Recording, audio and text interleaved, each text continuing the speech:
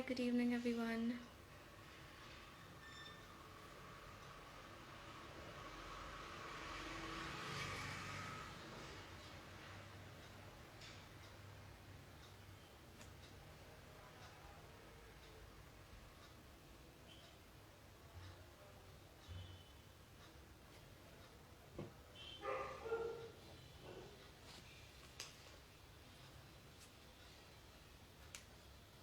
I'm just gonna wait for more people to join in and then we can get started.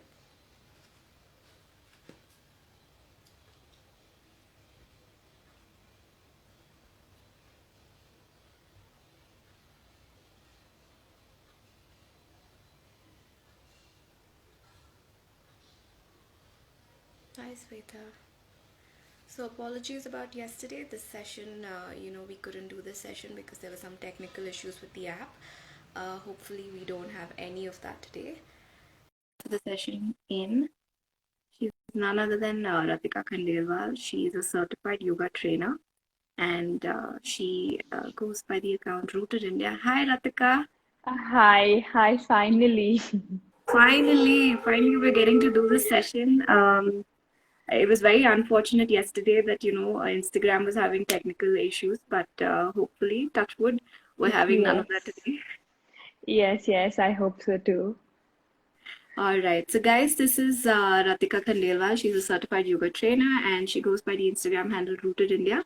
She teaches yoga online. She has a host of workshops which she regularly updates on her Instagram page, and you can keep up to date with whatever she's up to, all the yoga that she practices, as well as all the updates on her classes over there. So, Ratika, welcome to this Thank live you. session with Girls Past, and we're super excited to do this with you. Thank you so much. Thank you for having me over here. All right. So I have a bunch of questions for you. So I'm gonna, get right into it. Guys, in case you have any questions, please feel free to put them in the questions or the comment section below. And once I'm done with the questions, Ratika will be happy to take those questions from you all. Sure, All sure. right. So first things first, Ratika, tell us a bit about yourself. How did you get started with yoga, and how long have you been practicing it? Okay, so to start with, this journey goes back to my school days. So, I remember in my eighth standard, I was awarded as best in yoga in the school in our annual function. So the interest goes back to then. So I was practicing yoga since then. It is when I discovered that my body is, really gets the connect with yoga. And so I have been doing since eighth standard. It has been on and off, but like since a year and a half, I have been continuously practicing it. So last year, I took my certification, and since then, I have been practicing it continuously. Prior to this, I was in a corporate job in the finance department, and post which I kind of realized that I don't belong here and I need to find an alternative for my living. So yeah, this is what I, now am. And yeah. All right. So what kinds of yoga do you teach? So technically speaking, there is only one type of yoga. It is kind of sad that people have discovered various forms of yoga through the years. But like when you go back to our history, when you go back to our, the heritage of India, and yoga is said to be a heritage of India. If you go through our textbook, to our traditional texts, you will see there was only one type of yoga.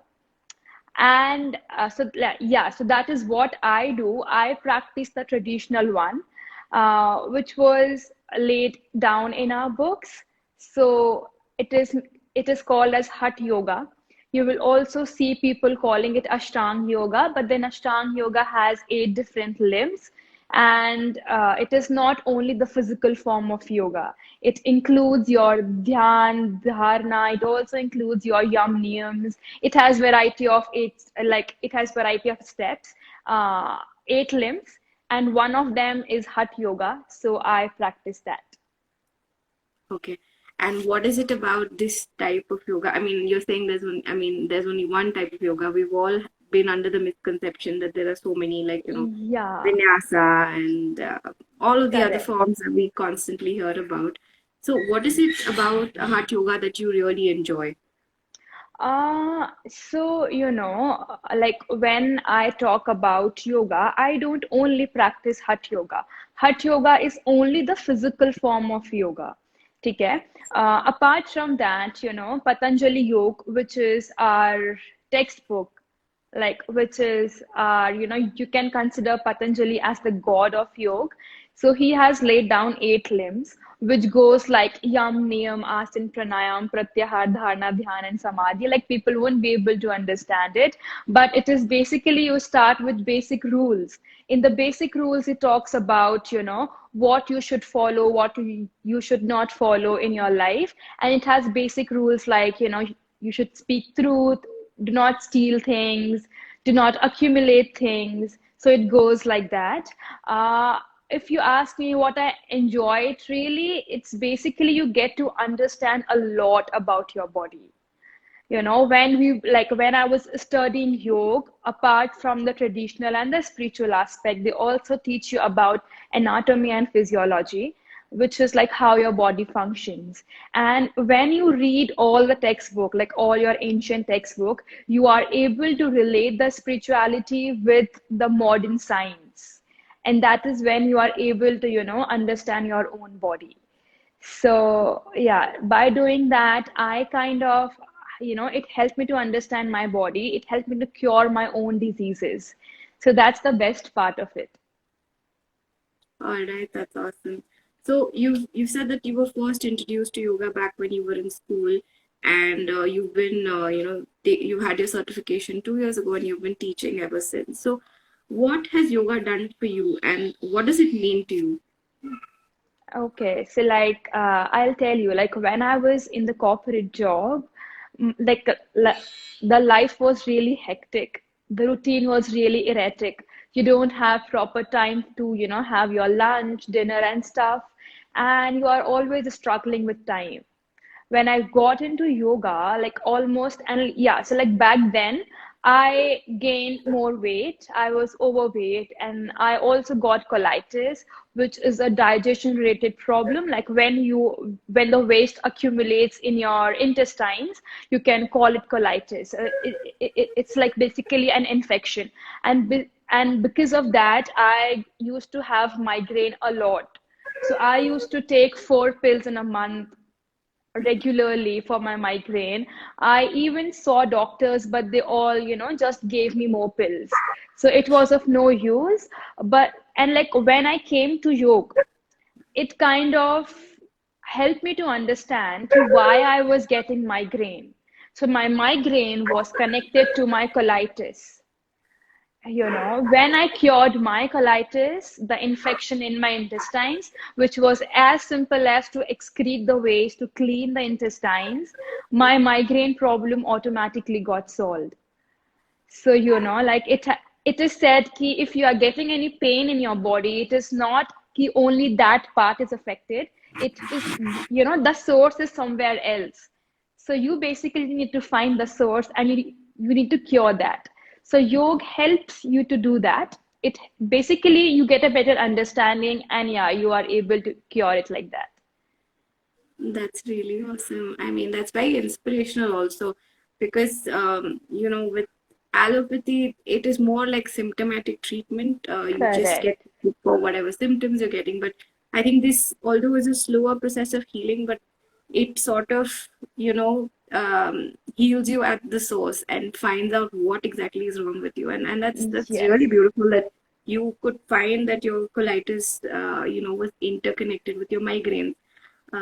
It just blows my mind because ancient science, a lot of people just diss it and say, oh, I mean, not a lot of people believe in it, but I feel like um, more people should Should be, have that yeah. belief and trust in it because Correct, our correct, older generations have been practicing it for years, and there must be something that's working wonders over there. correct, Um, correct. all right. So, my next question is again, it's a doubt that I've always faced, and I know a lot of people in my life also, we're always curious to know what exactly is yoga. Is it just sort of like a physical form of exercise, or is it exercise for your brain, or is it just beyond the physical or mental aspects and it's much beyond that? So, what exactly is yoga? Okay, so coming to that question, it is a really long, it will be a really long answer, but to keep it really short, so there can be two things. There are various types of yoga. When you will search types of yoga today on the internet, you will find yin yoga, vinyasa yoga, ashtang yoga, and whatnot. But the basic types of yoga are bhakti yoga, karma yoga, gyan yoga, hat yoga, and all that stuff. So when you talk about like in bhakti, gyan, and karma yoga, it is more focused on the philosophical aspect. So yoga do focus on both the things. It do focus on the philosophical aspect, and it also focus on the physical aspect. So it kind of covers the whole thing. You will see people calling ki yoga is a lifestyle. Yes, it is. And it is also something ki whenever you put your mind into something, like if you are doing a mindful activity, it's a yoga. Because when you are doing something with your full mind, you are concentrating to that part and you are basically meditating to that part. People who love studying, they are completely focusing on the books, on the pages, and their mind is at one place. And maybe they feel relaxed after studying, right? So it is a kind of meditation. Like some people, like I do gardening, and when I am doing gardening, if my complete brain is into it, it is therapeutic because it is a meditation for my body. So, yoga can be anything. It is not only about what you do on the mat, but it is also what you practice beyond the mat. And as I told you, ki Patanjali Yoga Sutra, which is our, the holy scripture for yoga, it starts with Yam Niyam, which are the rules, the social code of conduct, the personal code of conduct. So it lays down the rules and regulation one needs to follow at the individual level and at the societal level. So, it starts from that basic. And not even kidding, in Yam Niyam, we have pointers like you should speak truth, as I said earlier, you should not steal things, you should not practice violence, you know. So we have these things. So it starts from that basic, and then comes your physical practice, which is your asana, and then comes your pranayama practice, wherein you focus on your breath work, and then finally you go like you go basically within, and you try to meditate on stuff first and then without the thing. So that's how the yoga is. So it's basically everything, the philosophical thing also and the physical thing also. That's awesome. Essentially, it's just a way of life. Correct, Uh, it's a way of life. yeah. All right. Now, coming to the physical aspects of it, can you just show us or tell us a few yoga asanas or poses that are beneficial for women, especially for menstrual health and problems like PCOD, stuff like that? Sure.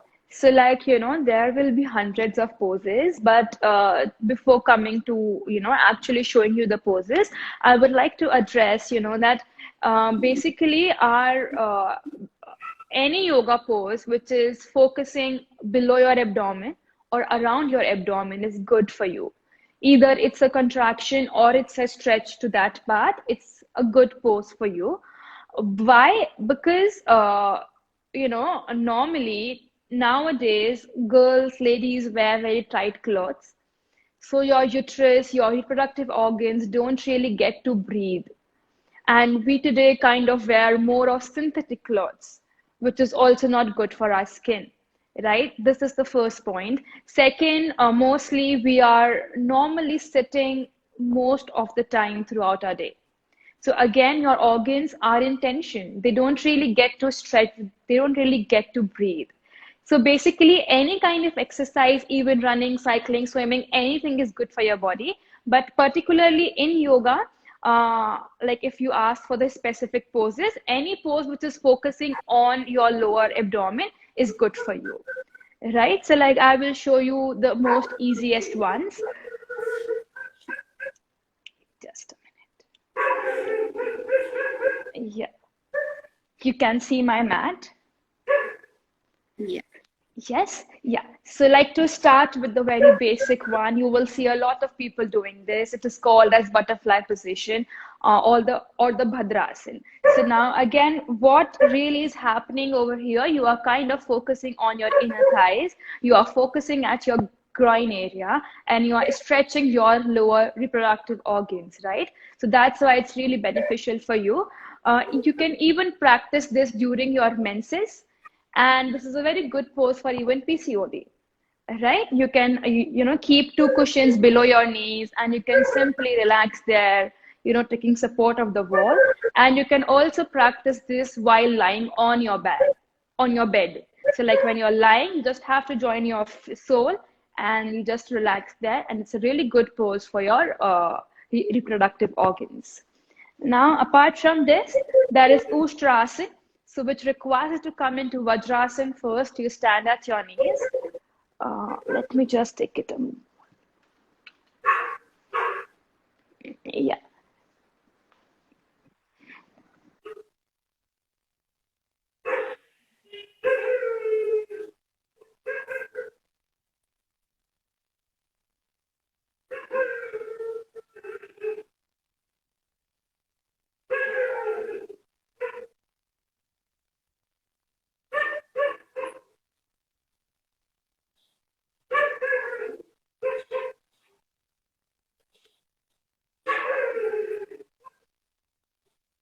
I think we lost her.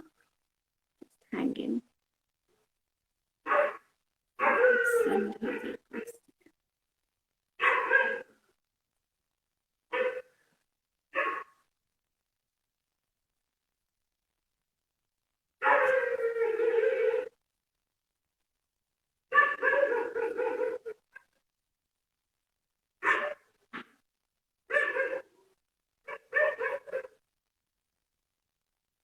Okay.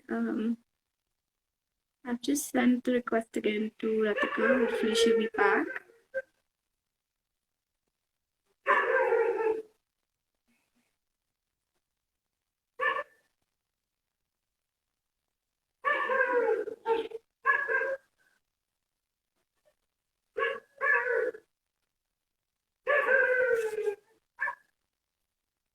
I hope you all were enjoying the session with Ratika showing us all these poses. I'm just I'll request you all to just hang in for a minute or two, and we'll have her back.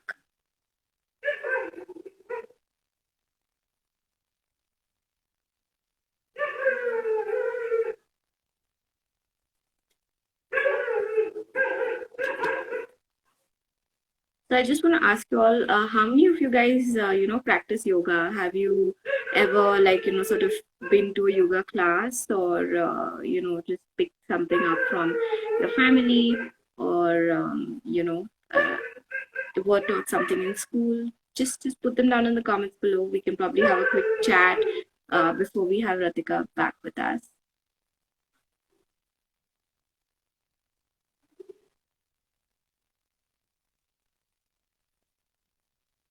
Guys, don't be shy.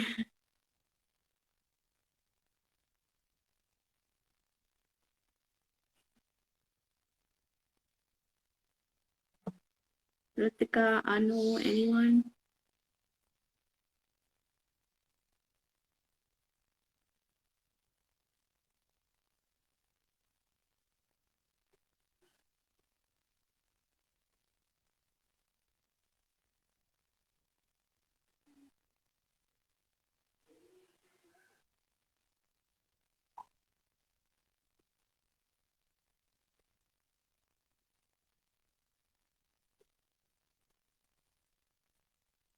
Oh, Shweta, that's lovely.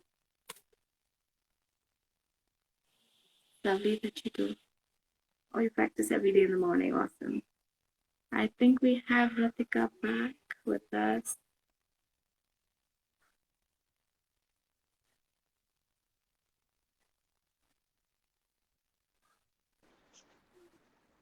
Hey, Ratika.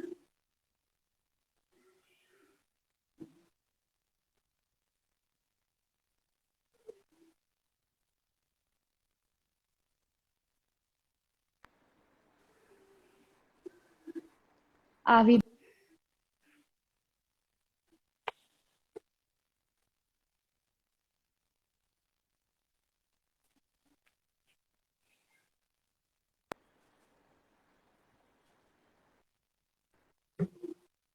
Yes, Ratika, I can finally see you, but I think your video is stuck again.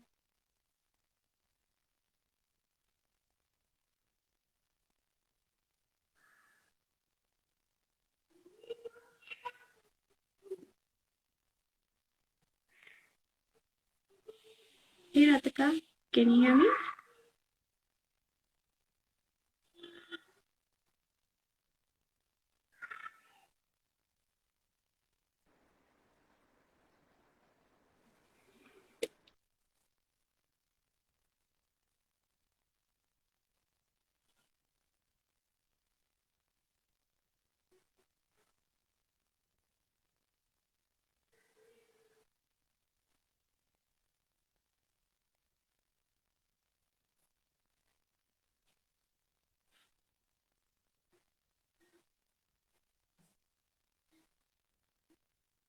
I think we're just facing the same technical issues that we were facing yesterday. I just request you all to hang in for a bit. We'll see how this can be fixed.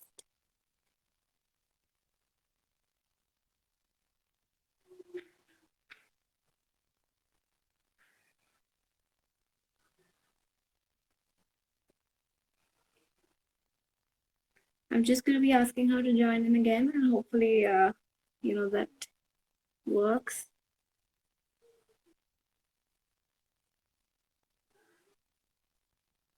Yes, Harman, it seems more than a network problem, I feel it's a problem with the app. So continuing with our discussion, who else practices yoga here? I'm really intrigued to know, how many of you all practice it regularly. Hey, Ratika, you're back. Oh, Hi, are we there? yes, finally. Oh I my can hear God. you. Yes. All ठीक right. है. So we were at Ustrasan, right? The Yes, camel pose. yes, yes. Yes. Yes. So to Guys, she continue was with, showing us some poses for menstrual health and PCOD. yeah. So we have covered butterfly position and we were at Ustrasan. So like this is how you practice it. You stand on your knees, keeping few inches gap between your knees. You will roll your right hand back, keep it on the sole or on the ankle, and you will lean backwards. You will drop your neck back and you stay there. Now over here, there's a stretch at your lower abdomen.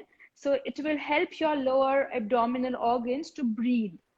So that's why it's really beneficial for your menstrual health or for your reproductive health. And the same way you will repeat with your opposite hand. Okay? And now, apart from this, all the poses which includes lying on your stomach are really beneficial for your body because in that position, there's a pressure, there's a gentle massage at your abdominal part, right? So that way, it is really helpful for your like even for your menstrual health, for your reproductive health. I will just quickly show you a few very beneficial poses. So you lie down on your stomach. Am I visible? Yeah, you are. Okay. So you will bend both your knees. You will hold your ankle. You will keep your chin on the mat. And then as you inhale, you will gently raise up. You will come up, raise your upper body and your legs. And then stay there for a few breaths. Again, you will feel as a good massage at your lower abdomen and abdominal part. And then very gently, after holding there for a few seconds, you will come back. Then again, the pose like the Bhujanga Asana, wherein you keep both your palms to the side of your chest. Keeping your chin on the mat, you will raise up your upper body. You will drop your neck back, you will look up, and you will stay in the position. You can either hold here or you can straighten your elbows and you can go further in the position and you will hold here. Again, you will feel there's a gentle stretch at your abdominal organ, at your abdominal part. So that's why it's really beneficial.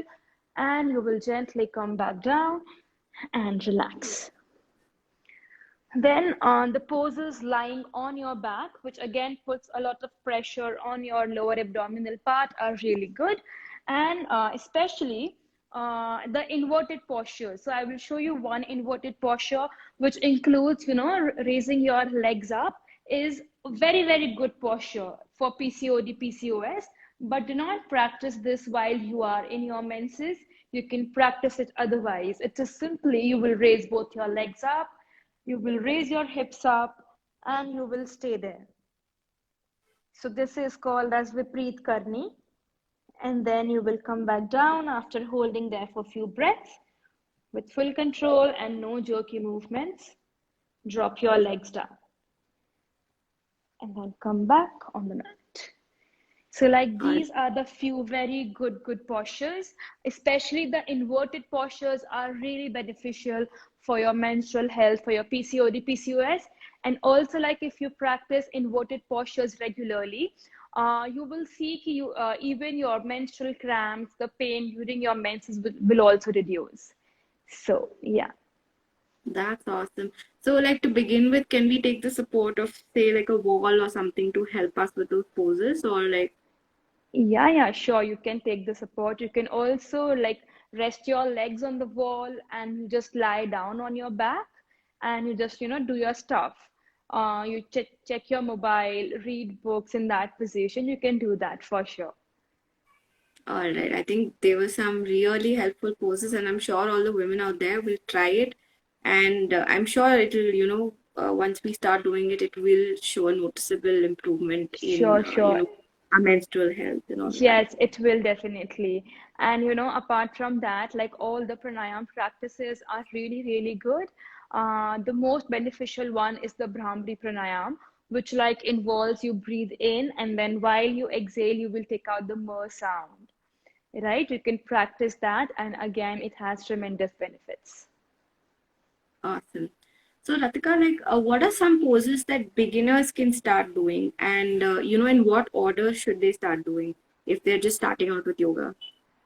See, there is no any such a specific order mentioned, but like for your convenience, what I normally do in my classes, we either go from standing, sitting, lying on your stomach, and then lying on your back, or you go the inverted, like you go the opposite, wherein you start with all the poses lying on your back, then you do lying on your stomach, then you do sitting poses, and then you do standing poses.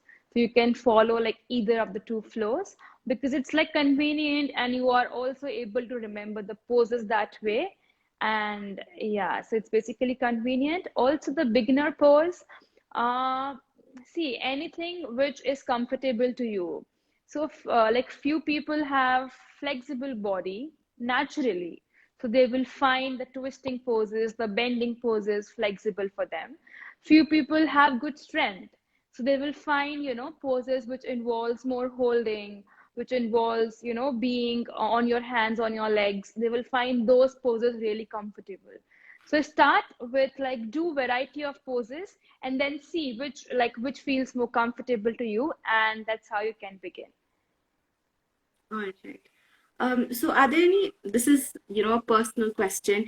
Are there Sure. any nice poses for weight management and, sort of helping to reduce weight and, to keep it off and maintain it? Yeah, so like apart from the poses, we do really focus on the diet. So if you are eating clean, if you are eating well, you will see your weight will manage itself. But like if you ask me about the poses, you need to figure out where the weight accumulation is in your body. If it's in your abdomen, in your thighs, which is very normal, and mostly people face that. So again, the poses, putting a lot of pressure, contraction, stretch at your lower abdomen will really work great for you. So normally in the weight in the weight management classes, I focus a lot on Surya Namaskar practice because that is, a complete solution for all your problems. But like again, people having some medical conditions should see if they can practice it. But like if you do Surya Namaskar at least 50 or 20, like, to start with 20 and then gradually take it to 50, practice it daily, and that's all you need for your workout. So it will take care of your weight. Also, in the lying down position on your back, the Nauka Asana position, so wherein you hold your, legs and your hands like this. So there's a lot of contraction at your lower abdomen. So all the poses again, which is focusing, putting a lot of pressure, will be really good for weight management. And Or like to add there, yeah, in weight management, the very, very important thing is also your Shuddhi Kriya practice, which is your yogic cleansing processes, wherein you kind of detoxify your body and you allow the waste to just leave your body, you just increase the waste pass on. So yeah, that is really, really good. And once you do those practices, you will see your weight will reduce like anything. So yeah. right. I think it's time for me to, start doing Surya Namaskars. But so, do you also believe that yoga, beyond, the physical exercise and beyond the dhyan and everything, is it also like an alternative form of medicine and healing? Does it really like Um, help with a host of diseases, helping treat all of them? See, if you look back to the old times, it was there for medical healing, it was there as a lifestyle. So it is sad that we call it alternative medicine and healing because allopathy and everything came later on. What we had was Ayurveda and yoga, which was very well taking care of our bodies, of our lives. So that was there for medicine and healing. So we should not call it like alternative source because this is what, it was ours. And it is like we stopped believing in it and we made it alternative thing. But it was the foremost thing. And the allopathy should be an alternative option for us, but we have kind of interchanged that. So yeah, it was there for lifestyle, for medicine, for healing. So yes, it is like it is there for that. Awesome, awesome. So are there any easy ways in which people from all walks of life can incorporate a little bit of yoga into their everyday lives? Something that everybody can do and something that won't take too much time or effort, and tips from that. Yeah, so again, like as I mentioned earlier, one Surya Namaskar, if you do it daily, it will take less than a minute. So, and like you will be surprised to know, Surya Namaskar is not a part of traditional yoga practice. Like it is not there in any of our ancient books. It has been passed down to us through cultural practices, and people made this a flow. So that's why it is there. But yeah, it has very good benefits, and it includes the yogic posture. So it is like you can practice it on daily basis, and even like one round takes less than a minute. It depends on how you are practicing. So yeah, everyone can start with that, but it has few limitations and you should check that before you do that. Also, if you are short on time, like it depends what you want to take from your practice. Because I will tell you there is one pranayam called as Ujjayi Pranayama, which involves, keeping your stomach contracted and you breathe in from your lungs and you make a frictional sound of air in your throat. So that pranayam can be practiced anywhere, anytime, and it is really, really good to increase the immunity of your lungs, with majority of people are facing now because of COVID also. Like nowadays, people are getting a lot of asthma. So people should really practice Ujjayi. And that pranayam can be practiced anywhere, doing anything, eating, talking, walking, running, sitting, anything. So that's how like you can practice it anywhere. Again, If you're short on time, if you know the poses, you can maybe take like 5 poses. Just stay in every pose for 1 minute, and you like for 5 minutes just stay there. So, and while you are in the position, just focus on your breath so that your 5 minutes of meditation also happens over there. So you can just, mix and match and do the stuff which suits you really well. I literally imagined that in my head and it sounded so perfect. Like, my internal organs would be screaming with joy if I did that, and incorporated it every day. You All right. So you I'm down should. to my last question. So what is one thing that anyone can gain from yoga? Mm. You kind of get, so like what I gained, I think you start listening to your body. Like once you learn what yoga is thoroughly, you will see your organs are speaking to yourself, like, because when you eat something, you will see your stomach is saying it to you, please don't eat more, I am done, I am full. But we kind of don't listen to that sound because our mind is always wandering here and there. It is never focused on one thing. And eating food today is like you just have to quickly do that because that is necessary for your living. People don't actually sit and enjoy their food. They sit because they want to enjoy with the people. Like you go out because you want to enjoy with the bunch of people and not the food, right? Rather, it should be opposite. So, mindfulness is one thing which everyone can take from yoga.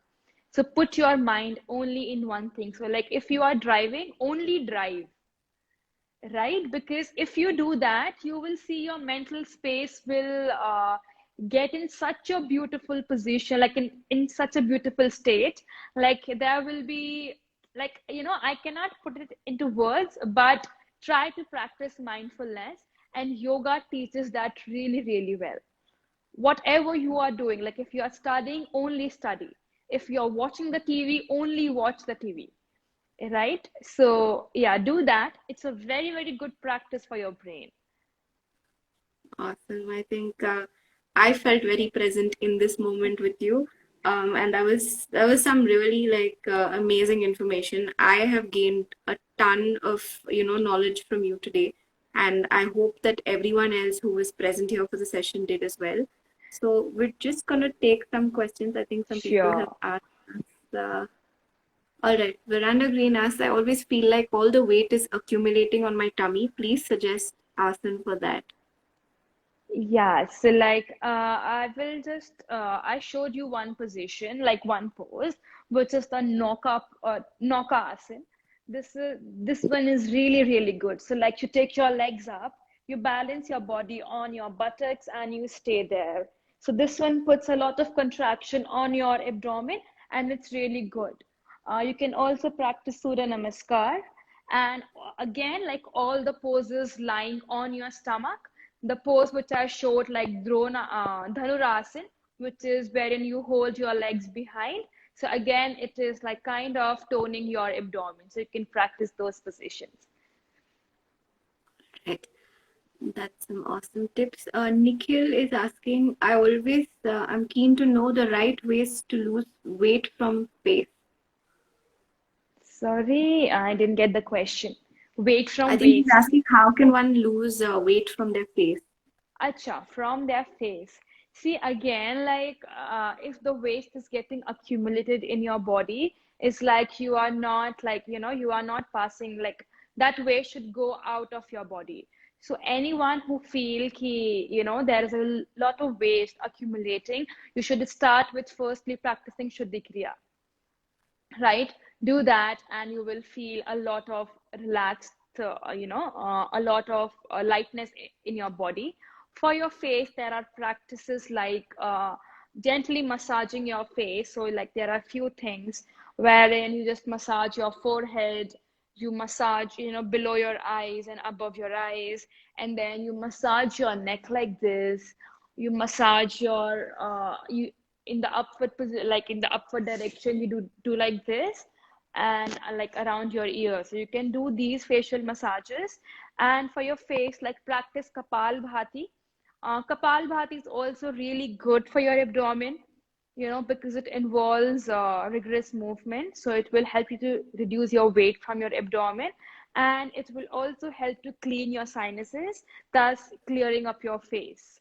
So any practice would result in the waste reduction from your face if the waste is actually flowing out from your body. So you can do that. All right. I hope, Nikhil, that answers your question. Guys, if you have any more questions, please feel free to put them in. Don't be shy. I think Also, it's a like, great opportunity to, uh, get Ratika to answer them directly for you. I'm glad.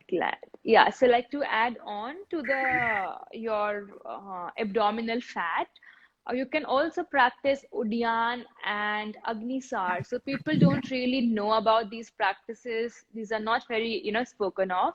Udyan is simply like if you're sitting in this position, you will inhale deeply, you will exhale out completely. After exhaling, just hold your breath and take your abdomen in. You will see a cavity formation in your abdomen. So just do that, stay there. And when you want to inhale back, just release your abdomen and you inhale back. Okay, so that is Udyan. And Agnisar is like you inhale, you will again exhale, hold your breath, you will take your abdomen in, out, while your breath is at hold. Right, so like this will also help to just throw out the waste around your abdomen and will clear your intestine. So one should really practice Udyan and Agnisar. All right. I think we have our next question from Sanjana. I think she's asking what type of yoga can one do to improve the immunity? Is there Okay. still asanas or poses? So immunity depends, like as I was telling you, to increase your lung immunity, you should practice pranayam, you know. Also, like you can practice Ujjayi anywhere, anytime.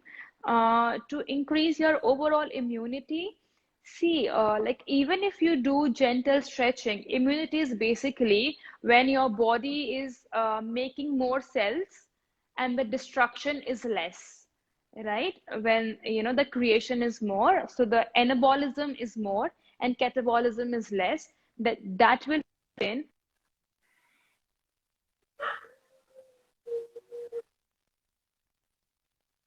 So that will happen when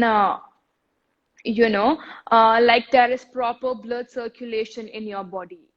That will happen when your organs are working at their best.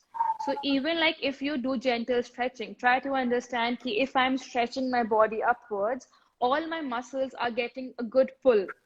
So even the spaces between the muscles are, the space is increasing, and the nerves which are passing in between your muscles, they are getting more oxygen, more blood. So your nerves are working at their best. So that's how simple stretching, immunity can be increased doing any kind of practice. Even like for a very basic thing, just practice simple stretching daily, and you will see your immunity will increase. All right. Um, the next question is what's the best yoga asana to get rid of cold? Okay. So we do have a pranayam called as Surya Bhedan Pranayam, which is you inhale from your right nostril, you exhale from your left nostril, you again inhale from your right nostril, and you exhale from your left nostril. So this pranayam kinds of increases heat in your body. It generates heat in your body. So if you can practice it, like if you are able to breathe properly while you are having cold, practice Surya Bhedan. Please don't do vice versa.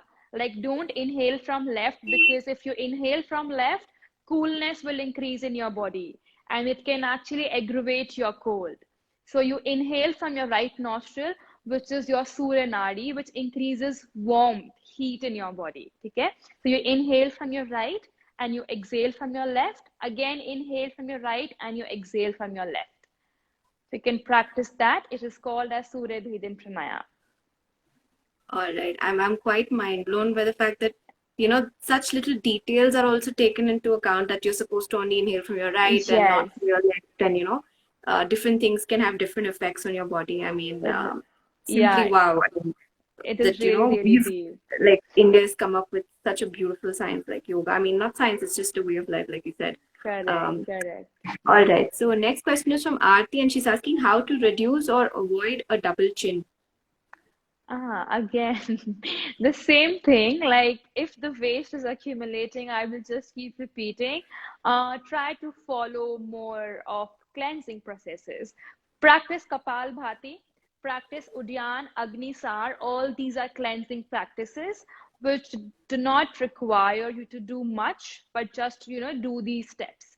Also, the thing which we did, like the massage, it can be called as Kapal Randradhati, which you just have to massage from your neck towards your chin, and it can, help you to do that. Also, practicing oil pulling. It is a Ayurvedic practice which involves, swishing oil in your mouth. So it basically, you just make your cheeks work a lot, your face muscles work a lot. So you also tend to lose the weight from your face. All right. So we have our next question. Someone's asking, for people who haven't been practicing or living an active lifestyle, what are some of the best exercises to start on? I would suggest you should start with very gentle stretching because your muscles have kind of been in rest for long. So they need to first get a signal ki, okay, now we have to work out. So just start with simple, gentle stretching, maybe just, movement of your joints, your ankles, your wrists, your knees, and then gradually you can progress further. Give a good stretch to your body and then, get to your proper flow. All right. I think we're down to our last question. I'm Ishita is asking, can we do yoga practice after half an hour of running, or will it be too much for the body? You can practice. So mostly we try to keep our breath completely at normal while you practice any yogic practice. So if you are running, your breath will not be at normal. So if you see ki your body has the capacity to do that, you can for sure do. But yeah, you need some time in between, as she mentioned, a half an hour, because you need your breath and your full body to relax down completely. Right? So you can do that. All right, Ishita, I hope that answers your question. Um, do we have any more questions, guys? All right. I can't tell you how calming this session has been for me to talk to you, Ratika. I feel like you have this really centered, grounded, and beautiful energy. And I'm sure that's the same energy with which you practice your yoga and teach it to people. So, guys, if this session has been beneficial for you, you can only imagine how lovely learning yoga from Ratika will be. So, in case you all are interested, please follow Rooted India, and you can sign up for her classes from her Instagram page. She regularly updates over there. And Thank you so much. And Ratika, thank you so much uh, for this beautiful session. thank you, thank you. I'm really glad like I was able to pass on that energy and you were able to take it. So really, really great to be here and talking to you. I really liked your smile and I can feel the positive vibrations from you too. So it was lovely talking to you and answering all the questions. I'm really blessed. All Thank you. Thank you so much, Atika. And thank you everyone for joining us today. We hope you all had a lovely time with us. And I'm wishing you a very happy Thursday. And thank you, Ratika, again. Thank you for Yes, doing this. thank you. Thank you for having me. I hope it made sense and it was beneficial for everyone. Thank I you. am sure it has been beneficial for everyone. I can vouch for that. Thank you so much. Thanks again. Bye. All right. Thank you. Bye bye.